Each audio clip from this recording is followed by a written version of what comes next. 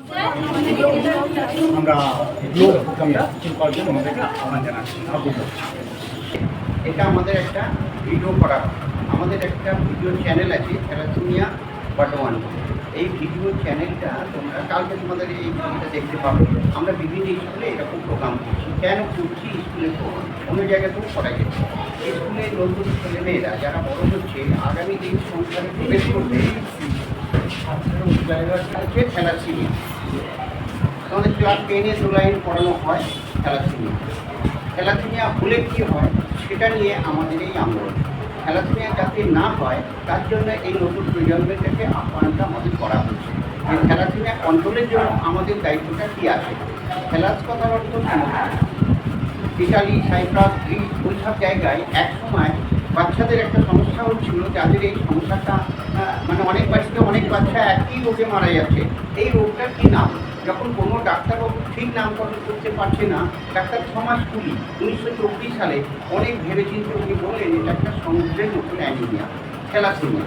Thallus কথার অর্থ হচ্ছে সমুদ্র, আর মিয়া কথার অর্থ হচ্ছে রক্ত, মানে অ্যানিমিয়া।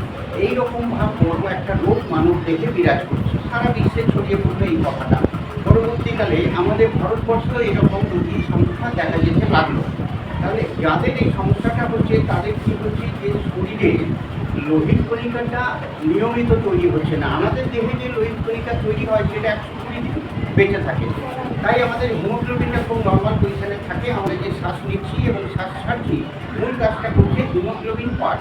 তাহলে হিমোগ্লোবিন থ্যালাসেমিয়া রোগীদের কমে যাচ্ছে। কেন? ওদের দেহে যা লোহিত কণিকা তৈরি হচ্ছে সেটা 15 দিন 20 দিনের মধ্যে ধ্বংস হয়ে যায়। তাহলে অসমস্ত লোহিত কণিকা যে দেহ তৈরি করছে সেই দেহের সমস্যাটার নাম হচ্ছে থ্যালাসেমিয়া। এই থ্যালাসেমিয়া সারা বিশ্বে ছড়িয়ে পড়লো।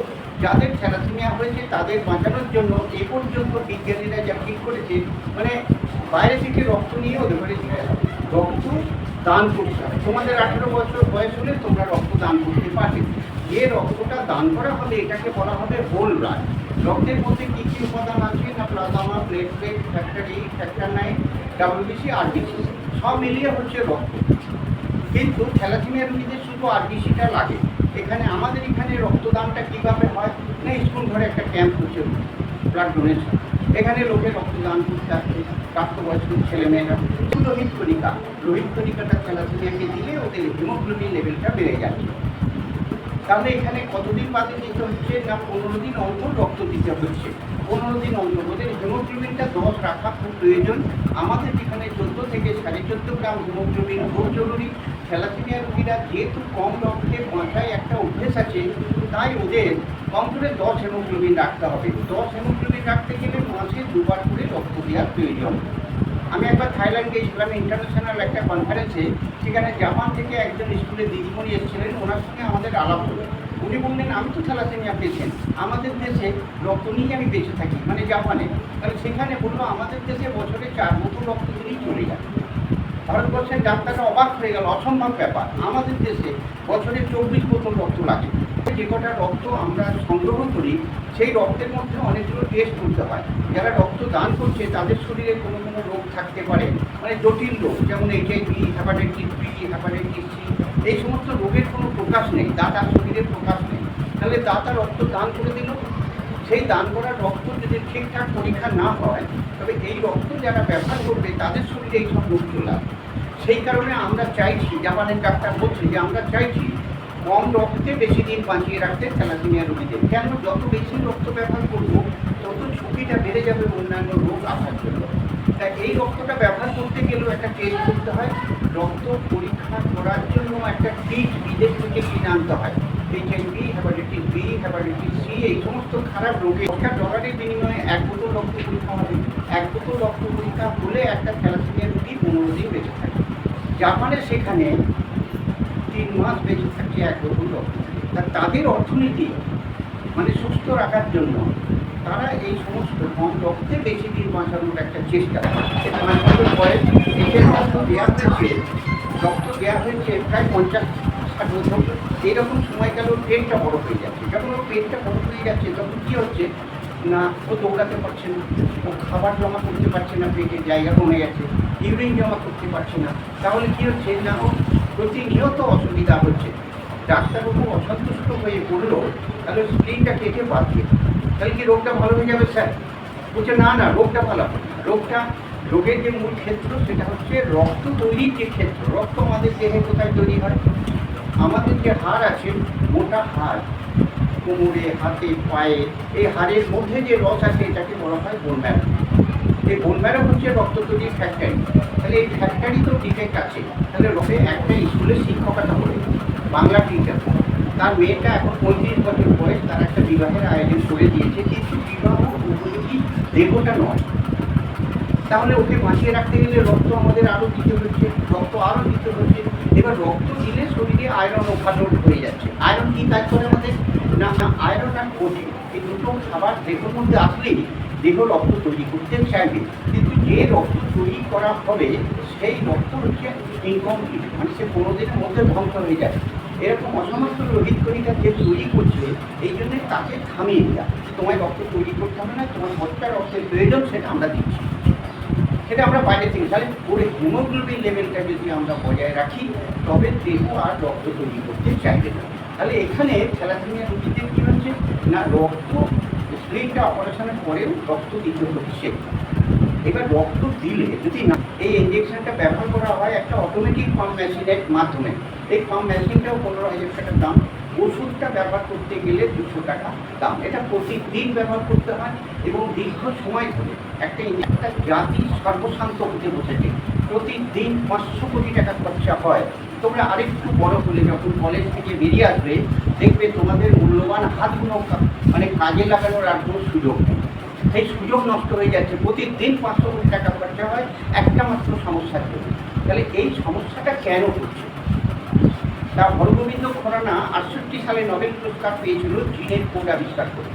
তারপর ঠিক হয়েছিল থ্যালাসেমিয়ার সমস্যাটা হচ্ছে জেনেটিক, মানে জিন থেকে এই সমস্যাটা আসছে। তাহলে বাবা এবং মায়ের কাছ থেকে এই সমস্যাটা সন্তানের মধ্যে আসছে, বাবা এবং মায়ের কাছ থেকে। এখানে যেসব বাবা মা এরকম খারাপ সন্তান জন্ম দিচ্ছে, তাদের ঘরে বলা হচ্ছে থ্যালাসেমিয়া রোগের বাহক। দুজন বাহক যদি স্বামী স্ত্রী হয়, তবে তাদের 4টে বাচ্চা জন্মালে একজন পেশেন্ট, 2জন ক্যারিয়ার এবং একজন নর্মাল বাচ্চা হতে পারে। তাহলে আমাদের শরীরের যে জিন আছে সব জোড়া জোড়া, তার একটা জিন খারাপ একটা ভালো, তাকে বলা হচ্ছে ক্যারিয়ার। ভারতবর্ষে কেন হবে না? হরগোবিন্দ খুরানা ভারতবর্ষেই জন্মেছে, তার আবিষ্কার আমেরিকায় বসে হয়েছে, তাই আমাদের ভারতবর্ষের লোক বুড়ামুখ দেখাচ্ছে। তাতে কী হচ্ছে, থ্যালাসেমিয়া মানে জেনেটিক্যাল সাবজেক্টটা সম্পর্কে মানুষ অন্ধ হয়ে আছে। যারা বায়োলজি নিয়ে পড়ছে তারা একটু জানবে, কিন্তু জিনকে কন্ট্রোল করার জন্য যে ফর্মুলা হরগোবিন্দ খুরানা, সেটা আমাদের ভারতবাসীকে মেনে চলে। থ্যালাসেমিয়া পেশেন্ট এর মধ্যে যে ডিফারেন্স মানে তফাৎটা কি, এটা কি তোমরা বুঝতে পেরেছো? হ্যাঁ কি না? হ্যাঁ কি না বলো? থ্যালাসেমিক ক্যারিয়ার উনি যে পেশেন্ট জন্ম দিয়েছেন, আমি থ্যালাসেমিক ক্যারিয়ার, ঠিক আছে? আমি থ্যালাসেমিক ক্যারিয়ার। কেন পুরো জানা গেল এটা? কারণ আমার ব্লাডটা টেস্ট হয়েছে, ঠিক আছে? ওগুলো প্রত্যেকের ব্লাডটা টেস্ট করা হয়, বিয়ের আগে অবশ্যই টেস্ট করা হয়। আমার টেস্ট না করালে আমি জানতে পারতাম না আমার থ্যালাসেমিক ক্যারিয়ার। ভাই এবং দুজনের কাছে যদি থ্যালাসেমিক ক্যারিয়ার পেয়ে যায়, স্যারের কথা অনুযায়ী, তাহলে 4 জনের মধ্যে একটা বাচ্চা অবশ্যই থ্যালাসেমিয়া পেশেন্ট হবে। বাকি দুটো থ্যালাসেমিক ক্যারিয়ার হতে পারে, একটা নর্মাল হতে পারে।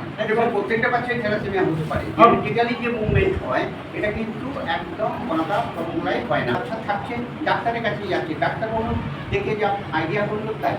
কিন্তু এই গর্ভস্থ শিশুর যে রক্ত পরীক্ষা মানে জমি নিরানোর যে কাজ চাষা করছে, যে আগাছা ফেলে দাও, ভালোটাকে আনতে দাও, তাহলে মাতৃগর্ভে যে ভালো বাচ্চাও আসতে পারে, খারাপ বাচ্চাও আসতে পারে। কি রক্ত পরীক্ষা করতে হবে তার জন্য এই বিস্তারিত তথ্য তোমরা নেটের মাধ্যমে পেয়ে যাবে।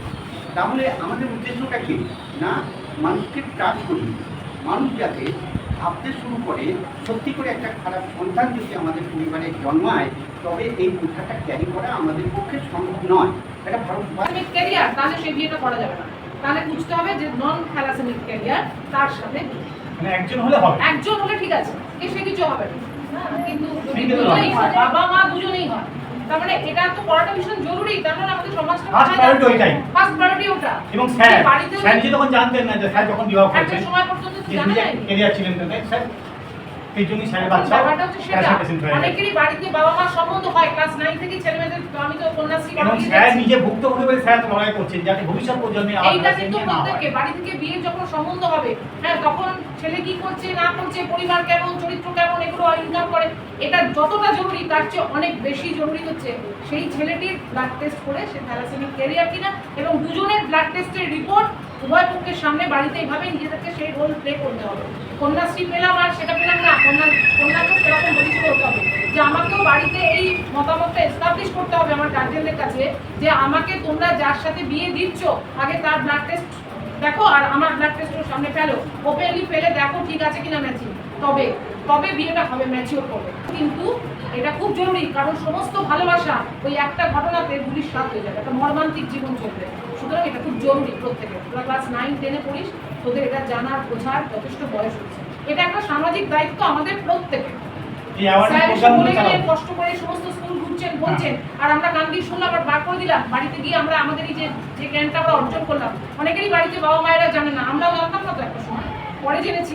সুতরাং এইটা যাতে সমাজে এটা ক্যারি ফরওয়ার্ড হয় সেটার দায়িত্ব তোমাদের, সেই জন্যই ওনাদের এত কষ্ট করা বা এখনো এই পলাশন দাস স্কুলে দক্ষিণদামোদরে একজন দিদিমণি, তার একটি বাচ্চা 2 বছর বয়স, তার থ্যালাসেমিয়া। এই থ্যালাসেমিয়া হওয়ার পর সেই বিষয়টা আমি ওদের স্কুলে প্রতি বছর এরকম প্রোগ্রাম করি, তারপরেও ওনারা জানতে পারলেন না, গুরুত্ব দিলেন না। এখন বাচ্চা থ্যালাসেমিয়া হয়েছে, তার বোনমারও ট্রান্সপ্ল্যান্ট করতে হবে। ওনার দ্বিতীয় বাচ্চা নেই, তাহলে বাবা মা এদের কাছ থেকে বোনমারও নিয়ে ওদের ঘরে চিকিৎসাটা করার একটা চেষ্টা করছে। বলছে মানে 50-60 লাখ টাকা খরচা হবে এই বন্যার ক্যান্সার। তাহলে এইরকম একটা বিপদে সে নিজেই এবং তার দেশকে ফেলে দিল, সেটা কিন্তু সঠিক কাজ নয়। তাহলে আমরা অনেক আগে থাকতে প্রস্তুত হবো যে আমাদের লাইফটা স্টার্ট হচ্ছে, বিবাহের পর থেকেই লাইফটা স্টার্ট হচ্ছে, এখন প্রস্তুত করছি। এই প্রস্তুতকালে আমরা আগামী পরীক্ষার নাম হচ্ছে হিমোগ্লোবিন ইলেকট্রোফরেসিস। এই রক্ত পরীক্ষার নাম হচ্ছে হিমোগ্লোবিন ইলেকট্রোফরেসিস। এই টেস্টিংটা করে নিলে আমাদের মধ্যে কে ক্যারিয়ার আছে এটা জানা যাবে, কে পেশেন্ট আছে এটাও জানা যাবে, কে নর্মাল আছে। একটা মাত্র টেস্ট হবে, তাতে 3টে প্রত্যেকের দায়িত্ব আমাদের দেশে যাতে আমাদের দেশে যেন একজনও থ্যালাসেমিক শিশু আর না জন্মায়। আর সেই মর্মান্তিক অভিশপ্ত জীবন, সেই পরিবার, তাদের সবাইকে আশেপাশে সবাইকে ভোগ করতে হয়। সুতরাং নিজেদের প্রতি নিজেদের দায়িত্বশীল হতে হবে যে আমাদের প্রত্যেকের এই টেস্টটা করাতে হবে, যখন যেভাবে সুযোগে, বিশেষ করে বিয়ের আগে তো হবে। এবং পুরুষতান্ত্রিক সমাজের ছেলেরা মেয়েদের কথা চাইবে, কিন্তু মেয়ে এবং জিন ট্রান্সপ্ল্যান্ট করা হচ্ছে যাতে থ্যালাসেমিয়া ক্যারিয়ার তাদের ভালো করে ফেলা হয়, যাতে থ্যালাসেমিয়া পেশেন্ট তাদের করে ভালো করে ফেলা হয়। এই জিন ট্রান্সপ্ল্যান্ট আর কোন জায়গায় মিষ্টি গাছ থেকে বলা যায়, ফলটা খেলে বলা যাবে। যদি আমটা টক থাকে, তাহলে আমরা কি বলবো, গাছটার কোনো রোগ আছে?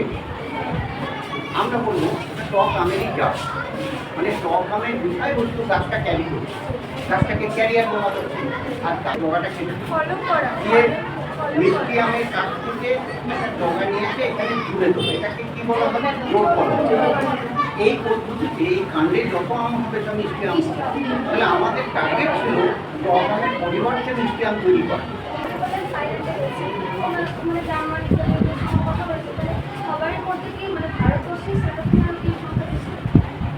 না, একটা সময় যখন এই রোগটার নামকরণ হলো এবং এই আবিষ্কার হলো, জেনেটিক্যাল যে আবিষ্কার হলো, থ্যালাসেমিয়া রোগীর জন্মটা বন্ধ করে দিয়েছে তখন 99-এ। এখন 2024, কত বছর হয়ে গেল। আমাদের সোসাইটির পক্ষ থেকে তোমাদের সকলকেই আমি শুভেচ্ছা জানিয়ে আমার